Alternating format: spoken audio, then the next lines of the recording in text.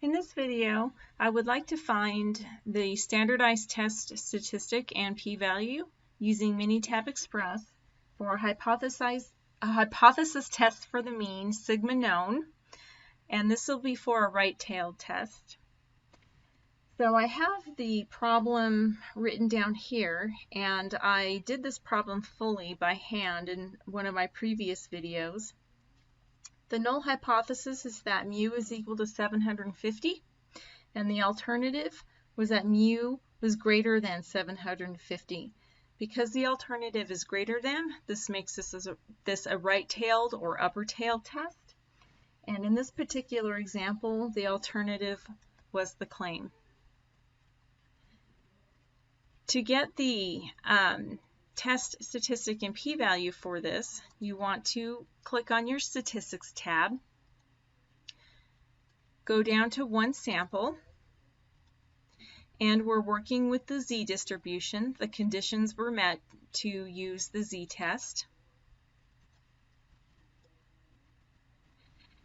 And we could either have the sample data in a column, or we could have the summarized data, the summary statistics. I need to input the sample mean. For this problem, the sample mean was 745. Oops. I'm sorry, it asked for the sample size first.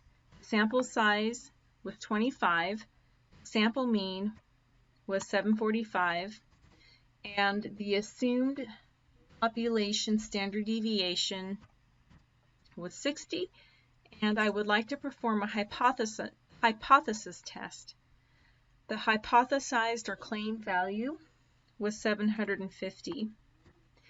Now, Minitab will default to a two-tailed test. That's the case where there's not equals in the alternative. To change that to a right-tailed test, I'm going to click on Options. And for the alternative hypothesis, I want to down arrow and select greater than, mean greater than hypothesized value. And click on OK. We're not finding a confidence interval for this particular problem, but because our level of significance was 0.05, it would be appropriate to find a 95% confidence interval.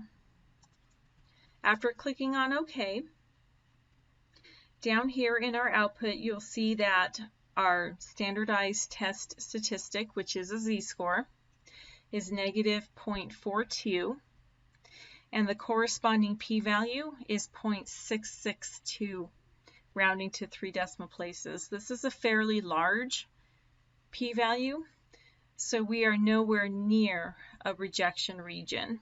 So we are safely in the fail to reject zone for this particular problem.